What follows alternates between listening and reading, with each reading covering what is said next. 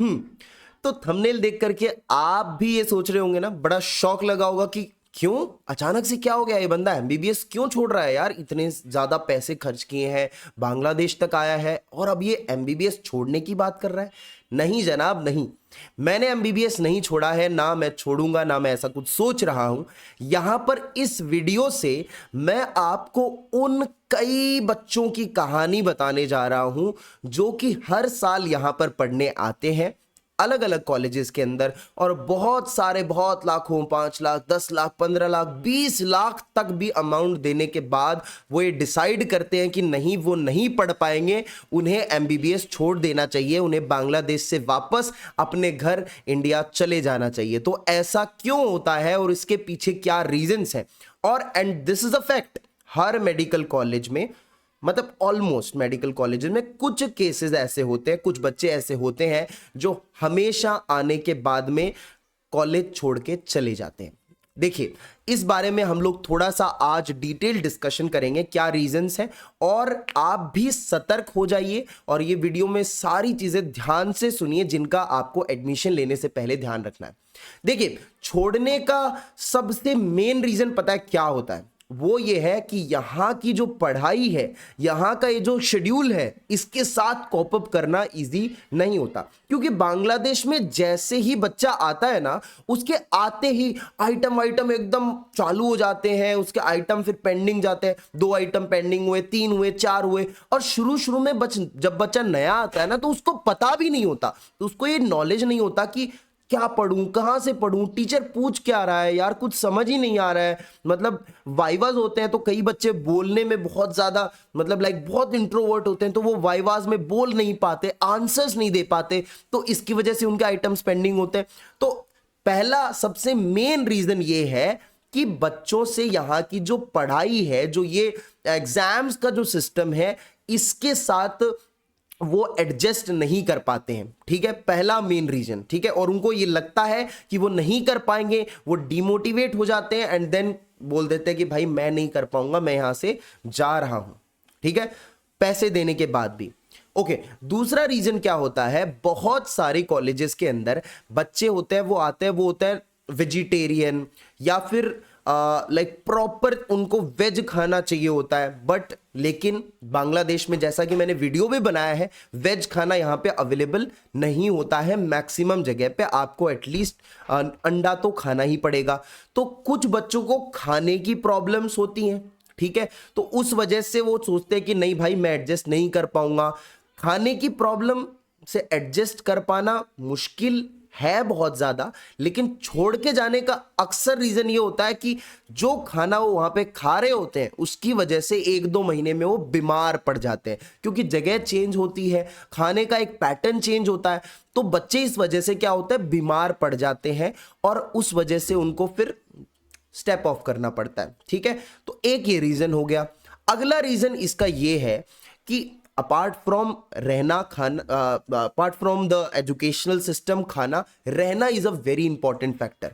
आप क्या करते हो, बहुत सारे कंसल्टेंट्स को फोन करते हो और पूछते हो कि सर ये कॉलेज कैसा है, आपने देखा कि कॉलेज बहुत बढ़िया है, ऐसे ऐसे कंसल्टेंट ने तारीफ कर दी, गूगल पे आपने फोटोज देखी, आपको नहीं पता कि what is the kind of hostel, what is the kind of room जो आपको वहां पे हॉस्टल में अलॉट होगा।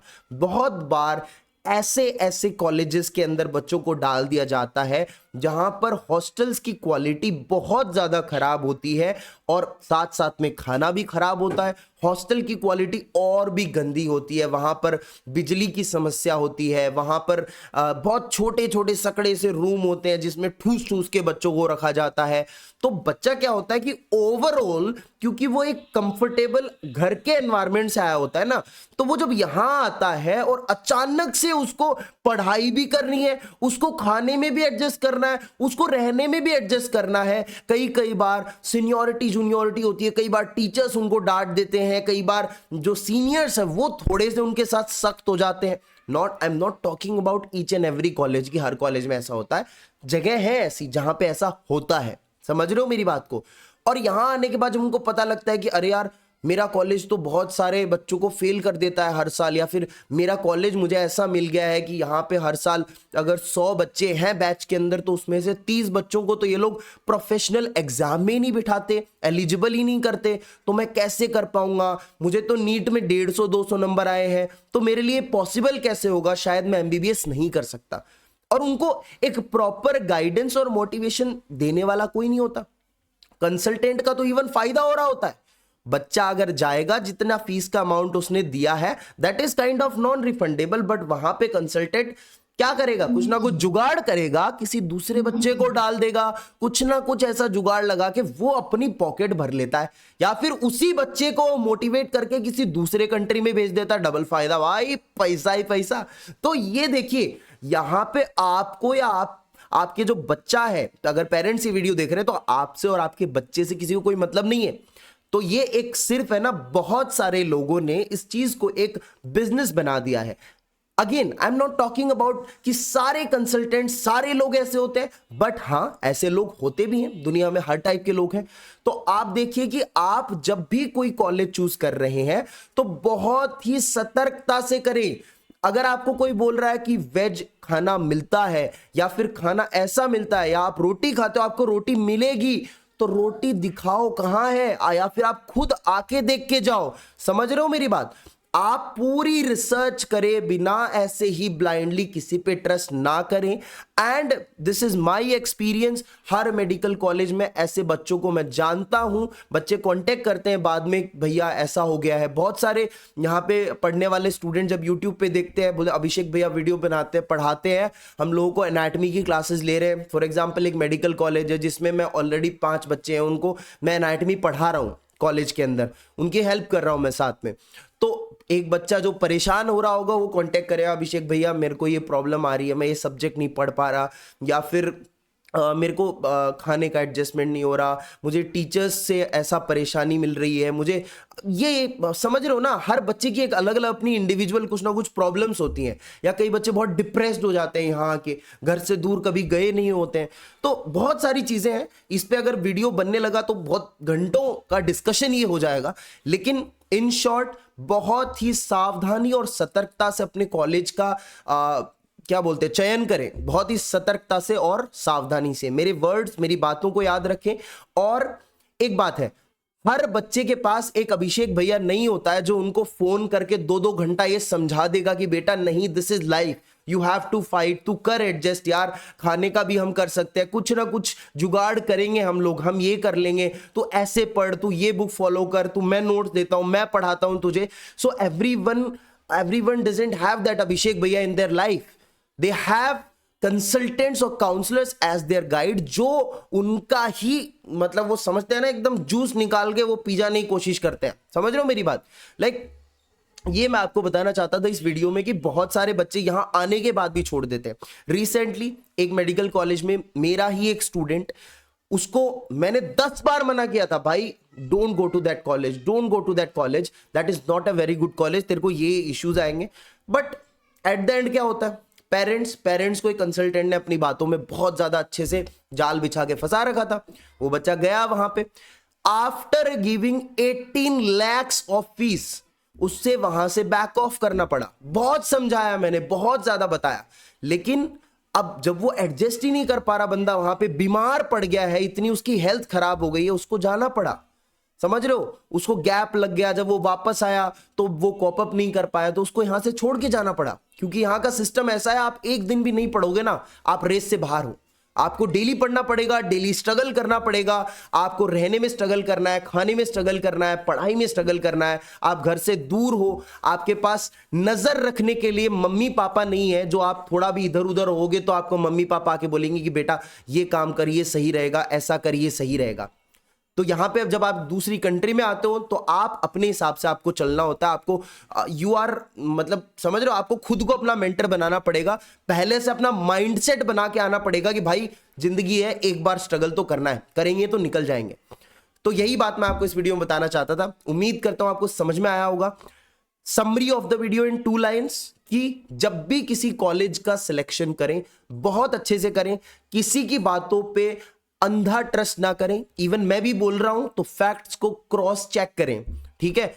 जब तक आपको सेटिस्फेक्शन ना हो, जब तक आपको ये ना लगे कि भाई मैं इस जगह पे जाऊंगा, मुझे ये यहाँ पे मिलेगा और मुझे कोई परेशानी नहीं आएगी, अगर परेशानी आएगी so okay, someone is there for me, कोई मेरा बड़ा भाई है या कोई भी है, ठीक है।